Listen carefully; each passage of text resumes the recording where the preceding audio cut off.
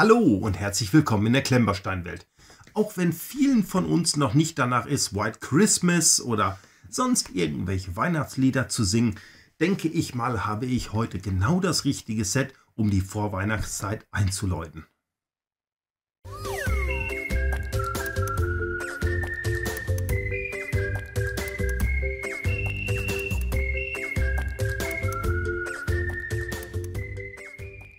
Vorweg möchte ich kurz betonen, das Tonproblem, das liegt nicht an dem Mikrofon. Das sind hier meine Stimmbänder. Die sind aktuell ein wenig verstellt. Da muss ich mir mal, glaube ich, neue kaufen. Wir haben zwar noch keinen Winter, aber die erste Grippe des Jahres hat mich dahin gestreckt. Männergrippe, ich sage euch, ich bin dem Tod nur... Ein Glück, dass ich hier noch sitzen kann. Ich sage euch, also... Boah. Und noch schlimmer. Ich habe mir bei Lesti einen Bergwald, nee, nicht einen Bergwald, ein Winterhaus mit Kamin angeschaut. Ich habe mich drin verliebt. Ich habe es bestellt. Hier ist es. Ich krach den ganzen Kram mal schnell auf den Tisch, weil ich habe ja meine eigenen Videos geguckt und es geht ja mittlerweile mit den knisternden Tüten bei diesem Mikrofon. Kann man mal machen.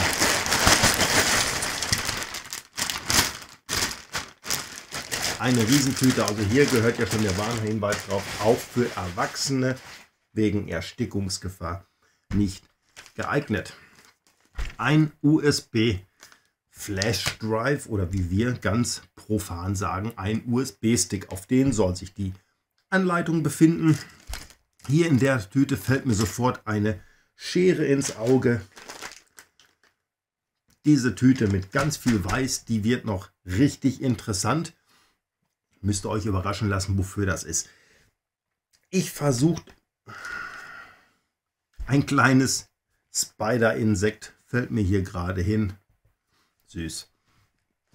Ich versuche eine grobe Vorsortierung zu machen und dann gehen wir mal drauf ein.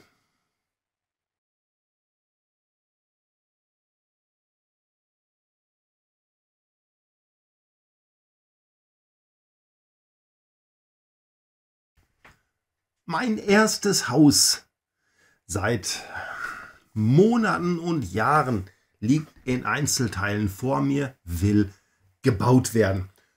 Ich habe in so ziemlich jedem, was ich hier ausgepackt habe, irgendwie auch mal ein Deko-Element gefunden. Hier sind Eimer, eine Laterne, Pfeil, Bogen, eine Axt, eine Schere. Hier die Spinne hat ihr passendes Netz mit dazu bekommen. Hier ist ein Sextant, macht wahnsinnig Sinn bei einem Haus, aber wir werden uns gespannt daran ranwagen, wofür das alles so gebraucht wird. Ich sehe vor mir schon das Foto von dem Häuschen. Ich bin kein Modular-Fan. Oder Fan bin ich eigentlich schon. Mir gefallen sie ja, aber ich baue sie unwahrscheinlich ungerne. Das ist mir zu aufregend, so ein Haus zu bauen. Da mache ich lieber ganz gemütlich und entspannt 2, 3 Techniksets, bevor ich ein Modular baue. Müsst ihr nicht verstehen, aber wirklich, mich piept das an. Ich komme nicht drauf klar. Aber dieses Haus, da freue ich mich extrem drauf. Warum? Weil ich hier keine große Inneneinrichtung bauen muss. Und das ist das, was mich bei den Häusern immer stört. Ich baue gerne diese Riesenhülle drumrum. Siehe Notre Dame, überhaupt kein Thema. Baue ich so weg. Natürlich, wenn die Zeit dafür ist. Aber müsste ich da jetzt Bänke und vielleicht eine Orgel oder ein Altar oder was weiß ich nicht, noch was und reinstellen, ich hätte mir dieses Set nie gekauft. Vielleicht ist es eine Phobie, ein Kindheitstrauma, wer weiß das schon. Heute soll es aber um dieses schöne Winterholzhaus mit Kamin geben, so nennt es sich genau. Ich bin davon überzeugt, das ist der Hingucker in jedem Weihnachtsdorf und ich habe letztes Jahr Fotos von Weihnachtsdörfern aus Klemmbausteinen gesehen. Alter, da hat es mir die Füße weggezogen. So schön ist das gewesen und genau deswegen habe ich jetzt hier dieses Set. Denn wenn ihr das noch haben wollt für dieses Jahr Weihnachten, denkt dran, dann wird es Zeit. Auch Lesti packt die Mocs erst in dem Moment, wo sie bestellt werden. Ich habe jetzt 2,5, fast 3 Wochen drauf gewartet. Also, wenn ihr es haben wollt, nicht lang fragen, nicht lang zögern, meine ich. Bestellt euch das Ding, damit ihr es noch in der Adventszeit unterm Weihnachtsbaum stellen könnt. So, ich habe wie immer, viel zu viel gelabert. Jetzt wird gebaut und wenn irgendwas ist, dann bin ich bei euch.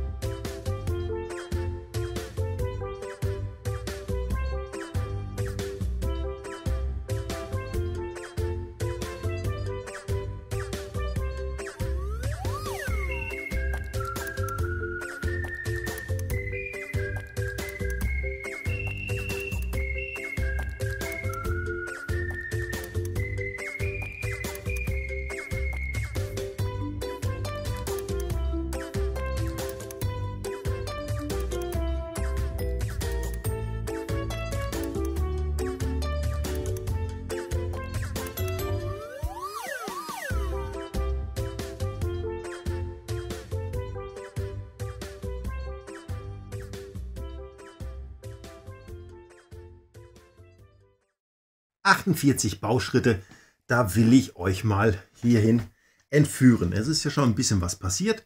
Die ersten Bauschritte haben mich tatsächlich an die Bluebricks Manhattan-Module so ein bisschen erinnert, weil hier viele Plates aufeinander gelegt werden. Das sorgt natürlich so ein bisschen für Spannung. Trotz alledem kann ich hier sagen, die Steinequalität ist wirklich hervorragend. Das greift alles super ineinander. Das ist nicht zu hart, das ist auch nicht zu weich. Das passt super. Die Bauanleitung lädt zum Mitmachen ein. Die Bauanleitung lädt auch gleich von Anfang an dazu ein, hier so ein bisschen was zu ändern. Ich kenne den Designer nicht persönlich, aber ich möchte mal ganz schwer behaupten, auf dem Bau ist er nicht tätig. Nee, ich muss das so rumdrehen. Wenn ich jetzt hier einfach mal nur die Tür wegnehme, ihr seht das hier, das ist also wirklich, das hat keinen Verbund nach irgendwo hin und das setzt sich auch mit der Giebelwand hier fort.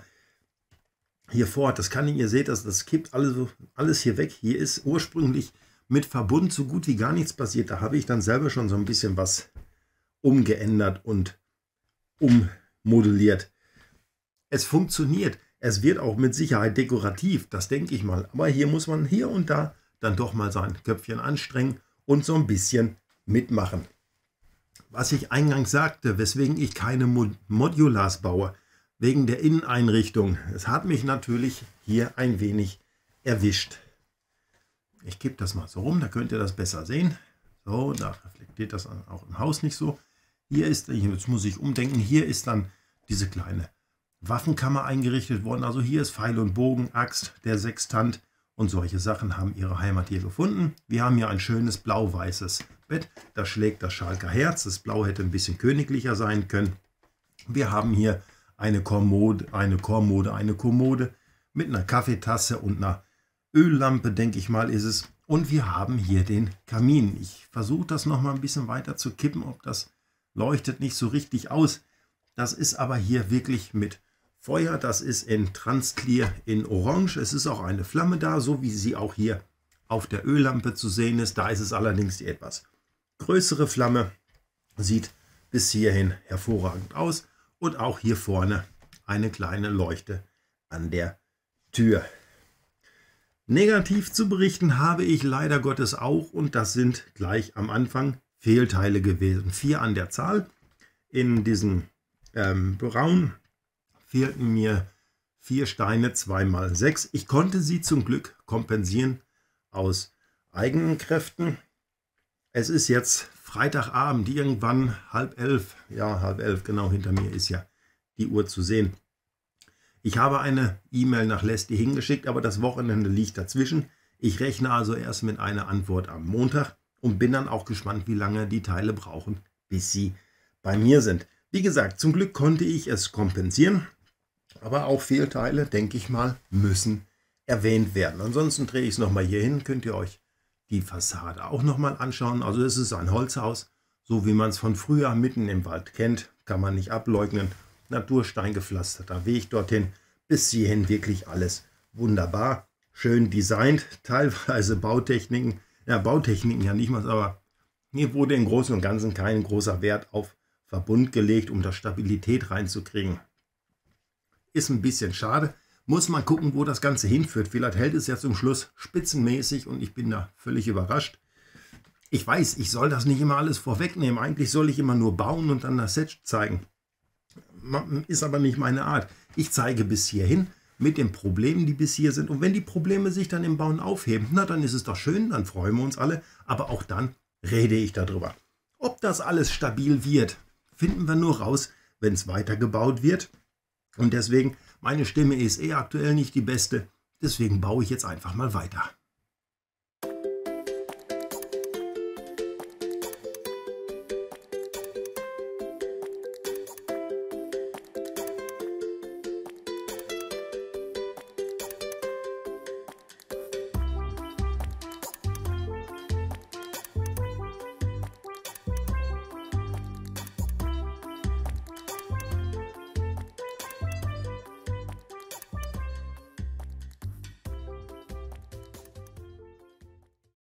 ...94 Bauschritte. Das ging jetzt rasend schnell. Warum ging das rasend schnell? Weil dieser Kamin sehr, sehr viele Bauschritte hatte. Da flog man nur so durch. Es sind immer nur so eine Handvoll Steine, 3, 4 Stück. Das ist dann ein Bauschritt. Und so wächst dann der Kamin nach oben. Ich stelle das mal so ein bisschen so. Da könnt ihr noch mal einen Blick auf den Kamin drauf werfen. Also ein schöner Natursteinkamin dürfte das sein. Er ist zweifarbig dargestellt, kleine 1x1, 1x2 und 1x3 sind hier drin verbaut. So kommt dann diese Optik des gemäuerten Kamins. Ich bin ja immer der Meinung, so Sachen wie das Feuer, das kann man sich dann schenken. Man sieht es nicht mehr, aber man weiß, dass es da ist. Und ich weiß, da sind die Designer ganz schwer hinterher, dass sie wissen, das habe ich gemacht, das ist da drin. Man weiß das, wenn man das gebaut hat, auch wenn man es nicht mehr unbedingt sieht. Man kann aber immer sagen, im Feuer brennt Kamin. Sehr schön. Sehr schön. Da habe ich mir jetzt selber ein Ei gelegt. Im Kamin brennt Feuer, wollte ich natürlich sagen. Der zweite Giebel ist auch gemacht. Er ist noch nicht bestückt, aber ich habe mir gedacht, bevor hier alles zu ist und man hier nicht mehr reingucken kann, will ich euch das nochmal zeigen. Nee, ich muss euch erst die Seite zeigen. Dass hier zum Schluss Stabilität reingekommen ist, fasziniert mich. Das ist nämlich alles immer nur die 1x4 übereinander gestellt, 5-mal nebeneinander und in der obersten Reihe, bedingt dadurch, dass man hier mit einem 1x1 ganz normal gearbeitet hat, kam auf einmal der Verbund rein. War dem geschuldet, dass man hier Pfeil und Bogen an die Wand gehängt hat. Aber das kann man hier, ich versuche es mal, nee, das ist andeutungsweise, könnt ihr erkennen, dass da was ist. Und deswegen kam hier auf einmal der Verbund rein. Ich habe diese Steine leider nicht bei mir, deswegen konnte ich kein 1x2 dabei setzen. Wenn ihr sowas habt und ihr wollt das Ganze bauen, dann baut die erste Reihe und in der zweiten, dann nehmt ihr euch die Steine in 1x2 mit dazu, damit ihr gleich eine Grundstabilität ab der zweiten Reihe reinkriegt. Das ist nämlich hier nicht gegeben und ihr seht das. Ich ziehe also wirklich hier, ich kann das ja mal machen, einfach so eine ganze Platte, die nimmt man dann einfach ab, weil da kein Verbund drin ist. Sollte man für sorgen, wird auch für mich nochmal ein Grund sein, eine E-Mail zu schreiben an Leslie, dass man vielleicht doch mal hergeht, mit den Designern zusammenarbeiten. Das ist wunderschön, aber vielleicht muss man da auch nochmal so ein Stück weit eine Kontrolle einfügen. Vielleicht bin ich gerade die Kontrolle. Habe ich noch nicht rausgefunden. Also zumindest werde ich diesen Tipp mal weitergeben, dass man diese Bauanleitung noch mal ein kleines bisschen überarbeitet und hier eine gewisse Stabilität reinbringt. Auch wenn sie ganz zum Schluss vielleicht kommt, ist es beim Bauen dann doch immer ein bisschen ärgerlich, wenn man Steine draufstellt und dann kippt und knickt mal wieder was weg. Auch wenn man jetzt einen Verbund zu dieser Mauer hier herstellen würde oder gemacht hätte, wären auch die Giebelwände wesentlich stabiler geworden. Und ich glaube nicht, dass es der Holzoptik einen Abbruch getan hätte, wenn man hier den Giebel verstärkt hätte. Ich muss es noch mal so ein bisschen kippen. Kann man es sehen? Ja, ansatzweise könnt ihr es vielleicht, wenn ich so rum, der ganze Fußboden, der ist, naja, es wird Parkett sein, bis auf eine kleine Stelle hier unten am Kamin. Ihr seht da, glänzen 4 Noppen. Wenn ihr da eine Fliese habt, sie ist leider nicht dabei, sie ist auch, da war es ein kleines Hüsterchen, der ist auch nicht in der Bauanleitung hinterlegt. Dann nehmt euch da eine 2x2 Fliese und schon habt ihr den ganzen Boden zu, oder nehmt euch nochmal diese Light Bluish und Dark Bluish Gray Round Plates, macht ihr den Steinboden noch ein bisschen weiter mit davor. Also da hätte man ein bisschen mehr machen können. Ich glaube nämlich nicht, dass da jetzt noch irgendwas dahingestellt wird. Ich vermute mal eher, es geht jetzt daran, hier dieses ganze Haus zuzumachen. Sollte ich mich täuschen, der ein oder andere weiß es vielleicht nicht, deswegen sage ich das nochmal. Ich überfliege keine Bauanleitung. Ich lese auch kein Buch mittendrin oder von hinten. Ich baue Schritt für Schritt das Ganze durch, erzähle, was ich bis hierhin erlebe. Wenn sich dann nochmal irgendwas ändert, dann erzähle ich auch die Änderung. Das ist mal soweit alles ganz klar. So, ich denke mal, ich habe bis hierhin jetzt alles gezeigt und erklärt. An der Qualität der Steine hat sich natürlich in den paar Bauschritten nicht viel getan. Deswegen, ich bin jetzt mal wieder still und baue weiter.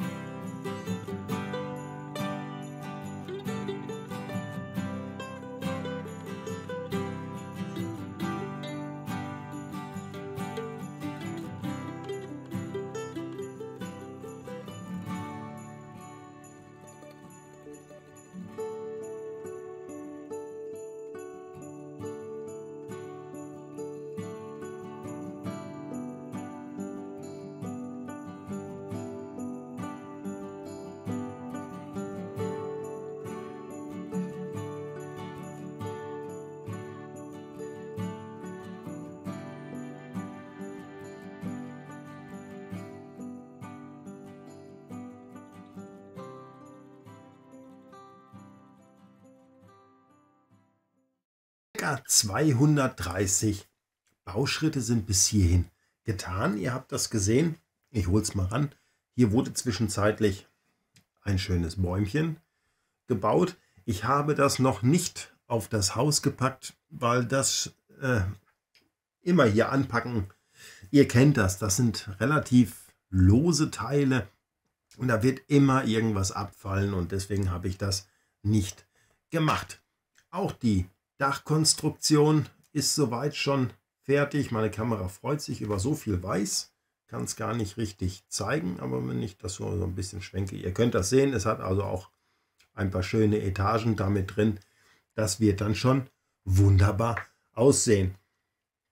Das letzte, was man jetzt noch bauen muss, ich stelle es mal hier hin, dieser nichtssagende Turm wird nochmal ein Baum. So und so leid, wie es mir tut, dass ich das sagen muss, hier versagt dieses Set jetzt gänzlichst. Ich habe hier mal was vorbereitet, wie man immer so schön sagt. Ich fange mal einfach mit dem an. Das gestaltet sich also, ich kann das mal nehmen, dass man diese Grundform von den Blümchen nimmt, 4 Stück übereinander steckt. Wobei das Problem da dann schon anfängt, 4 Stück übereinander ist gar nicht mal so einfach, weil die Klemmkraft hierbei ist richtig bescheiden. Da fällt dann also gleich wieder eins ab, wenn ich die Nummer 4 da drauf stecken möchte. So, also das funktioniert schon mal so halbwegs. Jetzt brauche ich im Prinzip ein Roundplate mit dem Loch in der Mitte.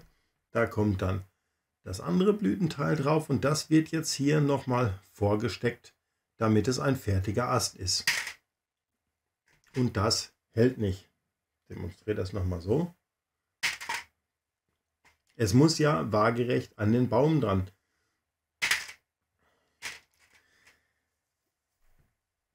Hier liegen davon insgesamt, ich weiß es nicht, 40 Teile. Werden immer kürzer, logischerweise. Ein Baum wird in die Spitze hin immer dünner. Irgendwann kommen nur noch die hier oben dran. Das ist kein Problem. Das hält wunderbar, aber sobald diese Blütenstiele mit ins Spiel kommen, ist hier eine Klemmkraft. Die ist nicht 0, die ist -0. Das bewegt sich alles. Also hier muss Lesti definitiv nachbessern, eine bessere Steinequalität liefern. Wird auch von mir natürlich noch mehr per E-Mail weggeschickt, weil es kann ja doch sein, dass der eine oder andere sagt, ich hätte dieses Haus ganz gerne. Aber das muss korrigiert werden. Da gibt es überhaupt kein Vertun. Sowas geht gar nicht. Ich möchte das Ganze in meine Wohnung stellen. So, wir haben oben sowieso verspielte Katzen. Für mich war klar, diese Bäume müssen bei mir geklebt werden. Das stand für mich fest wie es Arm in der Kirche. Und ich werde das auch hier, also ihr seht es ja. Nee, ihr seht es nicht. Hier ist einer, der hält. Juhu, wir haben einen Feiertag. Aber hier hält es nicht. Hier hält es nicht. Ich weiß, es schreien und kreischen jetzt alle auf und um Gottes Willen, tu das nicht. Doch, er tut's.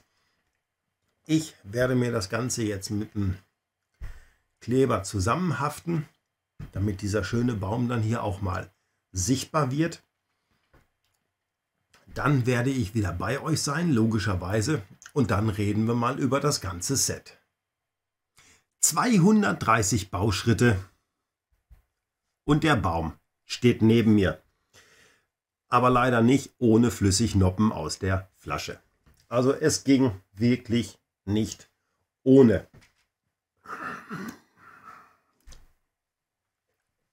Ich nehme mal hier meine schöne Pinzette dazu. Also diese Teile, die sind der letzte Schrott. Die haben keine Klemmkraft, die sind wie 2 Magneten. Die stoßen sich quasi ab, also die man falsch zusammenhält. Es gibt Glücksgriffe dabei, das will ich gar nicht abstreiten. Die klemmt man zusammen und dann hält das. Aber 90% dieser Teile haben eine exorbitant schlechte Klemmkraft. Ihr seht hinten auf der Uhr, ich habe die Uhr 2 Stunden zurückgedreht. Ich kann zaubern. Nein, nicht wirklich. Es ist 2 Tage später. Ich habe hier wirklich viel gesessen, habe mit meiner Frau gegrübelt, habe auch einiges mit dem Kevin von Count of Brick, schöne Grüße von hier aus, nochmal telefoniert, denn auch der, das wissen einige von euch und die es nicht wissen, die flitzen da mal ganz schnell hin auf seinen Kanal, hinterlassen da ein Abo mit freundlichem Grüß von mir. Der macht auch einiges mit Lesti. Wir haben da mal so ein bisschen Brainstorming gemacht und haben das Ganze analysiert und haben auch nochmal, oder vielmehr, ich habe auch nochmal eine E-Mail nach Lesti hingeschickt. Es gibt da also wirklich einen super Kontakt und jetzt, daher beruht auch der Videotitel, schlimm, besser geht's nicht. Dieses Set ist schlimm. Ich erkläre das gleich alles noch im Detail, warum das so ist, aber besser geht's nicht, denn auf einem Samstag nimmt sich Lesti Zeit und antwortet. Ich hatte freitags irgendwann gegen 2 Uhr morgens hatte ich hier echt, im wahrsten Sinne des Wortes, die Schnauze voll, habe das Ganze stehen und liegen lassen und habe eine E-Mail geschrieben, dass dieses Set, so wie es hier angekommen ist, nicht baubar ist. Und dann kam dann Samstagmorgen, jetzt geht das Telefon nicht auf, wann ist das gewesen? Um 10 Uhr morgens bekam ich dann eine Antwort von mir nicht, von Lesti, wo dann drin steht, ich möchte bitte ganz schnell Fotos und Videos dahin schicken, da die das Problem haben, dass wenn die Steine bestellen, dann bekommen die von der chinesischen Firma, es wurde mir der Firmenname leider nicht genannt, obwohl ich den schon 2-3 Mal hinterfragt habe, auch das kriege ich noch raus, und wenn ich da hinfahren muss, dass die da also wirklich die verschiedensten Qualitäten dabei schicken. Deswegen sollte ich unbedingt Bilder und Videos dahin schicken, damit er sich ein Bild davon machen kann, um da sofort für eine Qualitätsverbesserung oder eine bessere Qualitätssicherung zu sorgen. Das freut mich sehr, dass da also wirklich auf den Samstag vom Chef selber, das muss man mal sagen, vom Chef selber wird da reagiert, da kommt eine Nachricht zurück. Er weiß ja, dass ich das hier alles im Internet zeige, dass ihr das seht und danach auch euren Kauf abhängig macht. Also vielen Dank an Lesti von dieser Seite, dass man da also wirklich sehr kooperativ und sehr um Lösungen orientiert arbeitet. Das kenne ich aus der Vergangenheit ganz, ganz anders. So, das ist das Gute. Jetzt mein kleiner Freund. Ich nehme mal den Baum. Ich muss aufpassen, also er hält nicht so ganz. Ich habe nicht alles geklebt. Ich habe also wirklich nur da, wo es diese massiven Probleme gab, nachgeholfen. Deswegen muss ich damit trotzdem vorsichtig sein. Was kann man zu diesem Set sagen? 230 Bauschritte sind gemacht. Den 231. machen wir jetzt zusammen. Ich nehme mal das hier weg, da gehen wir dann später nochmal drauf ein. Das Design von diesem Haus. Ich sehe, die Kamera schafft es also irgendwie mit dem Weiß, hat sie ihre Probleme, die Kontraste hier darzustellen. Obwohl hier drin ist es so hell, ich könnte fast eine Sonnenbrille gebrauchen.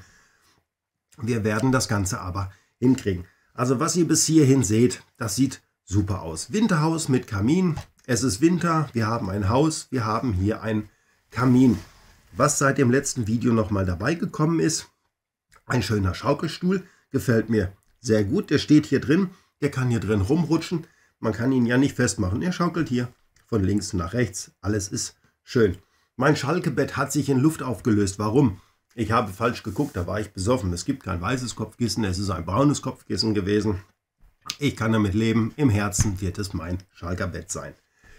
Das Haus hat eine Tür bekommen und das Haus hat, hier bin ich hin und her gerissen, meiner Meinung nach eine Markise bekommen, weil ein Fensterladen würde ja von rechts nach links oder beziehungsweise nach rechts und nach links aufgehen. Das macht es nicht. Hier draußen haben wir einen Brunnen und hier nochmal das Haus, das Häuschen für das Holz im Kamin. Soweit alles schön. Gefällt mir sehr gut. Dach ist noch nicht drauf. Warum ist kein Dach hier drauf? Ich hatte es eingangs erwähnt, das war ziemlich am Anfang. Da habe ich gesagt, ich kenne den Designer nicht, aber ich gehe davon aus, dass er sich auf dem Bau überhaupt nicht auskennt. Mich beschlich hier so manches Male die Frage, und entschuldigt bitte, wenn ich jetzt irgendjemanden damit verletze, dass dieser Designer noch nicht einmal aus der Grundschule raus ist. Wäre ja gar nicht schlimm, wenn ein Kind so etwas designen könnte. Hut ab, Chapeau. Was spricht dafür? Es spricht dafür, dass hier immer nur einmal 4 Steine übereinander gestapelt werden. Dass die Türzage quasi nicht einmal eine Verbindung auf 2 Seiten bekommt. Dass hier ein Türdurchgang auf einer Noppe halten muss. Dass Giebelwände nicht mit dem Haus versteift werden. Und dass auf beiden Seiten, auch hier hinten, es gibt diese Wellensteine. Ich kenne die genaue Bezeichnung nicht dafür. In 1x4 und 1x2. Hätte man jetzt nicht nur 1x4 verballert, sondern 50-50, hätte man hier rundum ein geschlossenes System hinbekommen können. Stabilität ohne Ende, sage ich euch. Ohne Mörtel. ohne Flüssignoppen. Ist nicht gemacht worden. Kann man machen. Man hat einmal 2 Steine hier. Man hat jede Menge einmal 4 Steine hier. Also berücksichtigt das. Wenn ihr das baut, macht euch da einen Verbund. Seht zu, dass ihr da Stabilität reinkriegt. Das funktioniert. Ihr habt Steine mit dabei. Also ein bisschen Kopf einschalten und machen. Das mit den Platten haut alles wunderbar hin. Dieser Zaun optisch eine sehr gelungene Sache, finde ich sehr schön. Mein Freund, das Dach. Eine Aneinanderreihung von sehr, sehr vielen Platten. Die werden jetzt einfach nur noch hier drauf gesteckt. Fertig. Ich sehe das. Für euch ist das eine riesig weiße, glänzende Fläche. Liegt einfach nur daran, mit dem externen Mikrofon musste ich auf eine externe Kamera. Bin ich selber noch nicht so mit glücklich, müssen wir dran arbeiten. Aber ihr seht, wenn ich das so ein bisschen halte, es bekommt hier die Rundung. Das ist alles schön. Ich muss das Dach aber noch mal wegnehmen. Wir sind mit dem Dach noch nicht fertig. Jetzt habe ich es euch hier gerade gezeigt, dass das hier nicht hält. Bis hierhin alles nicht schlimm. Man hätte ja noch Stabilität reinkriegen können. Und jetzt seid ihr wieder gefragt. Das muss nicht einmal braun sein. Jetzt habe ich hier natürlich, der Modularbauer vorm Herrn, keine Fliesen hier rumfliegen. Werden sich in meinem Programm auch nur ganz, ganz schwer finden. Nehme ich stellvertretend diese beiden 1x4 Fliesen, die jetzt noch hier rumliegen. Einfach nur, damit ihr seht, was ich meine. So und so. Hoppla, das ist wieder stabiler geworden. Mit einem Einsatz von 6 Cent. Chapeau. Lesti, guckt dieses Video. Ich hoffe, die nehmen sich da was von an. Ich werde auch noch mal einen kompletten Bericht per E-Mail dahin schreiben, dass man hier dringend Handlungsbedarf hat. Man hat hier ein schönes Set, was man sich kaputt macht. Also hier tun sich, und da habe ich beim Bau so manches Mal dran gedacht, echt eine Menge Parallelen zu Bluebricks am Anfang auf. Man hat eine eigene Mockwelt, man packt die Steine dafür. Parallelen ohne Ende. Wo es nur ganz böse auseinanderdriftet. Klaus hat mir auf den Samstag noch nie geantwortet. Und die Steinequalität ist hier 3-mal so gut. Lasse ich so stehen. Jetzt ist hier der Durchlass für den Kamin. Hier ist das Weiße nicht. Ihr seht, auch hier, ja, der ist zu groß. Ich brauche einen 1x2. Habe ich hier irgendwo? Ich habe hier ich habe sogar einen 1x3. So, den lege ich mir jetzt hier drauf. Zack, wieder Stabilität reingekriegt. 6, 12, 24 Cent. Hat jeder eine Restekiste. Und das Ding wird auf einmal stabil. So, das lege ich jetzt hier dann nochmal an. Weil irgendwann möchte ja hier mal ein Dach drauf sein. Und schon passt das auf einmal besser. Selbst das mit den Fliesen scheint hinzuhauen. Jawohl, das funktioniert spitzenmäßig. Sehe ich die nächsten Probleme? Nee, da wird man nichts dran machen können. Da wird man nichts dran machen können. Irgendwas haut hier nicht so ganz hin. Das wird... Na doch, das geht. So und so geht das auch. Und so geht das auch. Spitzenmäßig. Das ist auch egal, wenn... Ja... Einfach nur ein paar Fliesen obendrauf. Wenn ich das jetzt hochrechne, hier fehlen noch 2 und da. Das sind also insgesamt für 40, 50 Cent kann man dieses Set aufwerten, stabiler machen.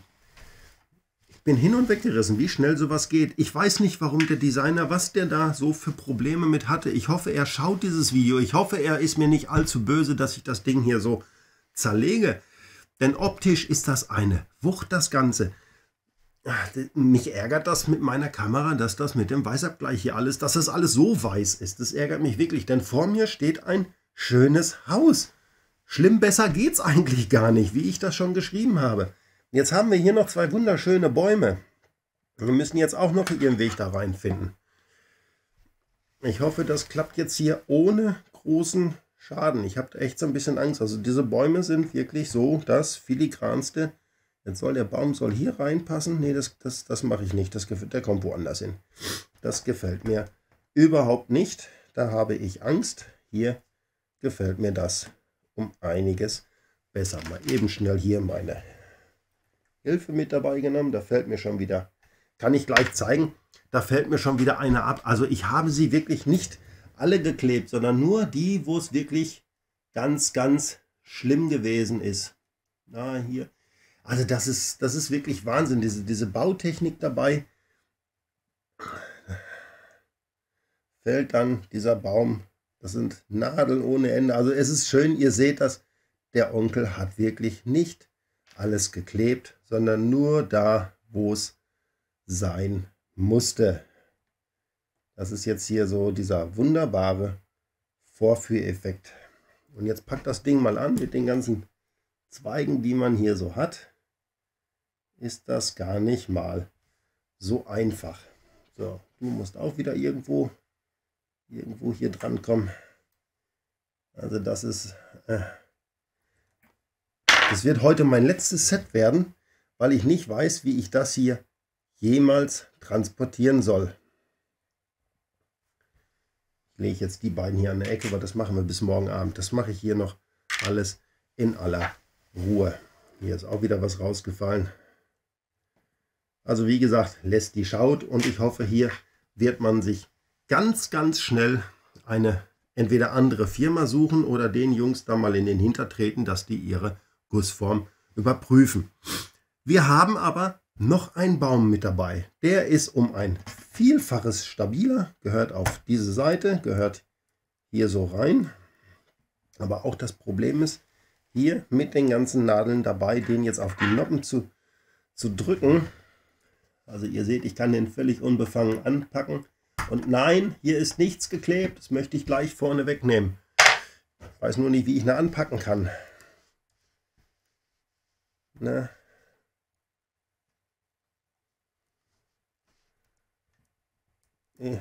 Hätte ich vielleicht irgendwie anders machen sollen, wenn ich jetzt noch einen anderen hätte. Hier kann es natürlich sein, hier sind die Plates so ein bisschen schief, dass da das Problem herrührt. Jetzt sehe ich wenigstens, wo ich hin. Alles wunderbar funktioniert. So, jetzt muss, also dieser Baum, der ist sehr, sehr filigran. Den sollte man vielleicht in einen Aceton-Sprühnebel packen, damit der einen nicht generell auseinanderfliegt. Das ist schon sehr gewagt von der Bautechnik, aber es sieht wirklich wunderbar aus. Wenn ich mal diese weiße Fläche hier wegkriegen könnte, also das nervt mich. Das nervt mich wirklich. Muss ich mir noch mal was einfallen lassen. Von jetzt an wird hier also nichts Weißes mehr gebaut. Ihr könnt das ein Stück weit sehen. Was ist denn, wenn ich hier oben mal das Licht ausmache? Es will nicht ausgehen. Nee, es will echt nicht ausgehen. Nee. Das macht es nicht besser.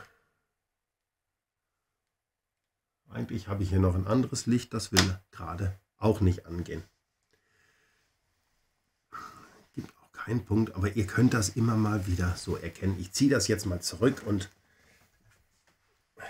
es gibt ja Fotos in den sozialen Medien. Trotz alledem, also hier steht ein Set, das gefällt mir richtig, richtig gut. Ich blende jetzt mal wirklich alles aus, was hier designertechnisch schlecht gelaufen ist. Eine schlechte Charge in Stein. Einer jungen Firma verzeihe ich das. Bin ich da ganz ehrlich. Und ich habe den Kontakt, den ich da habe, auch gefragt, ob es da als Entschädigung vielleicht mal einen etwas besseren Coupon geben kann. Weil ich kann mir schon vorstellen, dass viele von euch dieses Set gerne in ihrer Winterlandschaft stehen hätten. Heute ist Sonntag. Es kam noch keine Antwort. Ich hoffe, sie kommt zum Montag hin. Ich werde es als angepinnten Kommentar unten drunter schreiben, wie das Schlussergebnis mit diesem Set geworden ist. Hier muss ich mal in das Video reingrätschen. Dann kann ich mir das mit dem angepinnten Kommentar nämlich schenken. Ich habe wieder Post gekriegt. Bin gerade am Video schneiden, also von dem Video, was ihr schaut. Und schon gab es Post von Lesti. Also das geht wirklich sehr, sehr schnell, wenn man da was möchte. Ich hoffe, das liegt nicht nur daran, dass ich als YouTuber dieses Geschäft so ein bisschen unterstütze. Ich hoffe, ihr könnt da Ähnliches berichten, wenn ihr damit zu tun habt. Ich muss hier mal rüber gucken. Die E-Mail-Antwort liegt auf dem anderen. Sinngemäß aus dem Kopf raus. Wenn ich mir nicht sicher bin, lese ich ab. Also, die Designerin, also ich lag da gar nicht mal ganz so verkehrt. Das soll jetzt keine Diskriminierung zwischen Mann und Frau sein, aber die Designerin, die dieses Set designt hat, ist noch sehr, sehr jung. Mir wurde geschrieben, sie hat gerade erst ihr College beendet. So, jetzt habe ich schnell Google angeschmissen und habe mich gefragt, wann beendet man in China ein College? Die durchschnittliche Antwort ist zwischen 20, das war der Jüngste, der da jemals seinen Bachelor gemacht hat, bis 25, teilweise sogar 26. Aber der Mittelwert ist 22. Und von Leslie hieß es auch, dass sie noch sehr, sehr jung ist. Also reihen wir sie mal in die 22 Jahre Generation mit ein. Was natürlich für Lego jetzt schon, für Klemmbausteine schon ein entsprechendes Alter ist, aber dass man da nicht unbedingt weiß, wie es auf dem Bau abgeht, das mag verständlich sein. Jetzt wurde mir berichtet, die junge Dame war sehr, sehr deprimiert, dass man ihr das so erzählt hat, dass ich dieses Set zum Teil für nicht baubar halte oder so wie es ist, nicht baubar halte. Das muss dort, das sind andere Kulturen, andere Sitten, das muss schwer getroffen haben. Falls sie dieses Video schaut, es tut mir auch leid und das habe ich auch berichten lassen, aber Wahrheit muss nun mal Wahrheit bleiben, weil ohne sowas kann man keine Veränderung herbeiführen. Die Veränderungen sind schon da, das ging sehr, sehr schnell. Ich habe eine neue Bauanleitung für dieses Set bekommen. Und da hat sich wirklich was getan. Also hier wird jetzt ein bisschen was berücksichtigt. Finde ich prima, dass da wieder so schnell reagiert wurde. Was wurde hier noch geschrieben? Steinequalität. Ich habe immer gesagt, ich befürchte, ich freue mich darüber, dass ich mit GoBricks zu tun habe. Es waren keine Angusspunkte zu sehen. Die Klemmkraft spitzenmäßig. Es sind Qingbaosteine. Das hat man mir mittlerweile versichert. Man arbeitet ein Stück weit mit GoBrick-Stein, wenn es jetzt um das große Notre Dame geht. Da kann ich so ein bisschen plaudern. Wurde mir erzählt, dass Stebrick mit seinem Notre Dame jetzt eine Europatour anstrebt. Und da werden hier und da jetzt GoBrick-Steine für dieses Set verwendet. Ich vermute mal aufgrund der besseren Klemmkraft, wobei die von Qingbao, und da ist eine Parallele zu Bluebricks wieder zu finden. Die Qualität wird besser. Ich merke das an den Sets hier von Leslie und auch bei Bluebricks ist ja permanent ein leichter Trend nach oben feststellbar. Also Qingbao scheint da an seinen Steinen zu arbeiten. Wunderschön in der Beziehung. Ich gucke jetzt noch mal rüber, was ich hier noch so finde. Da geht es jetzt nur noch ein bisschen privates Geblubber. Ich weiß gar nicht, darf ich da aus dem Nähkästchen plaudern? Ich mache das einfach mal. Ich überlege nämlich, ob ich nächstes Jahr einfach mal in die Spielzeugstadt fliege, ob ich mir das vielleicht alles mal selber angucken möchte. Also das brauche ich nicht überlegen, das möchte ich. Aber es gibt aktuell Pläne, dorthin zu fliegen. Gespräche gibt es dann mit Leslie. Da habe ich schon angefragt, ob man mich bei diesem Besuch unterstützen würde.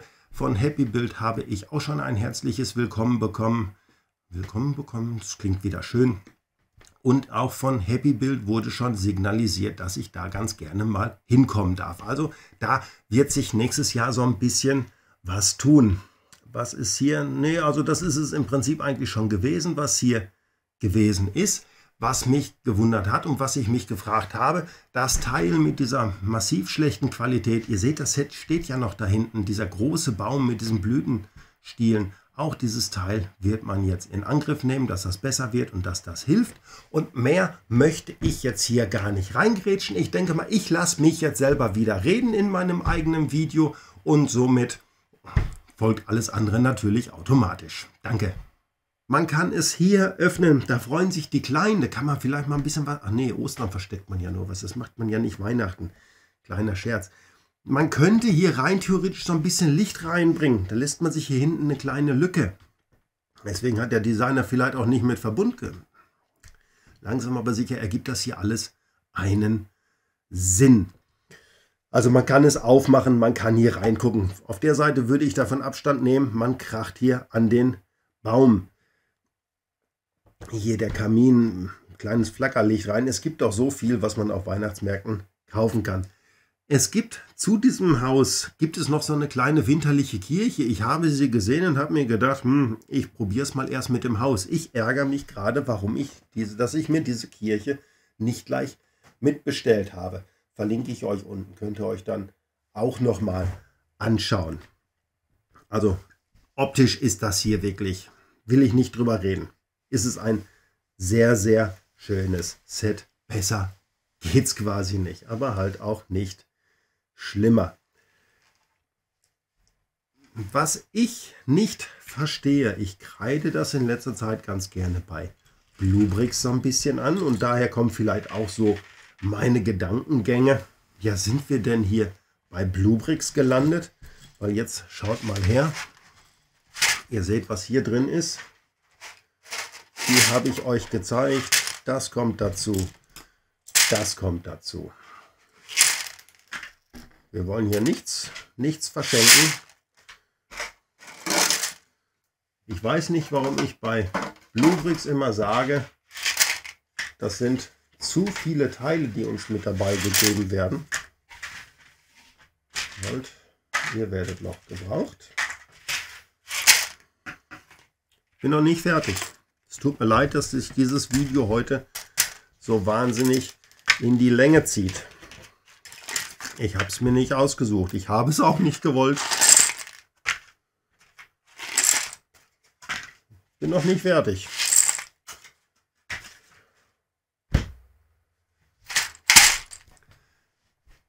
Diese Teile sind als zu viel Teile dabei. Wow.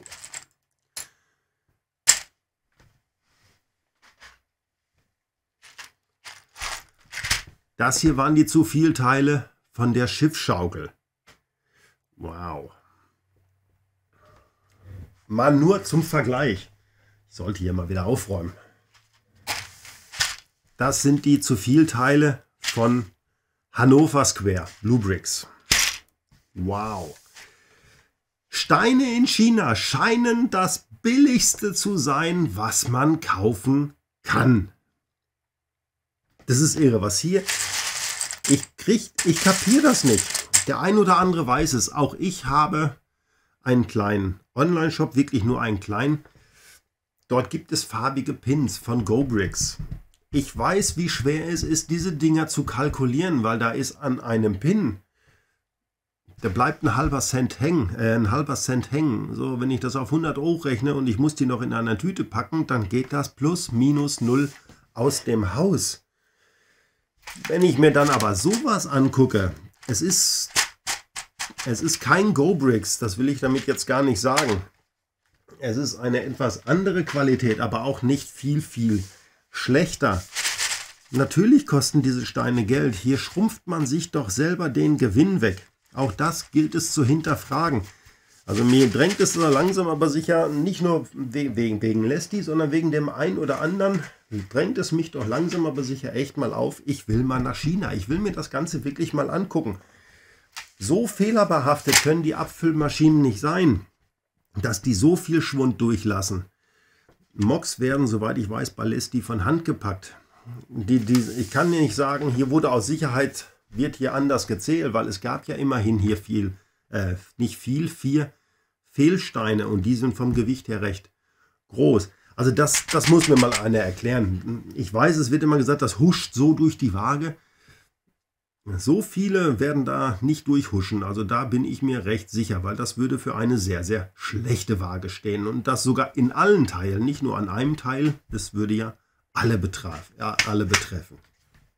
So, ich habe viel zu viel. Wenn ich jetzt gucke, ich habe 20 Minuten gelabert, das ist ja mehr als das ganze Review funktioniert, um Gottes Willen. Ich werde davon aber nichts wegschneiden. Also wenn ihr euch das alles angehört habt, vielen lieben Dank. Und jetzt habt ihr was zu tun, denn jetzt seid ihr dran. Was denkt ihr dazu? Kracht mir die Kommentarleiste voll. Hier gibt es jetzt viel, was ich in den Raum geworfen habe, angefangen von einem Kleinkind als Designer, beziehungsweise ein Mann ohne Bauhintergrund. Noppen aus der Flasche und was weiß ich, was wir hier alles angesprochen haben. Einen fremden YouTube-Kanal, den ich euch gerne nochmal mit dabei verlinke. Denn auch er stellt Lesti vor. Vielleicht kann er dann irgendwann mal über die Qualitäten was anderes berichten oder vielleicht driften auseinander. Also schaut auch gerne mal beim Kevin rein.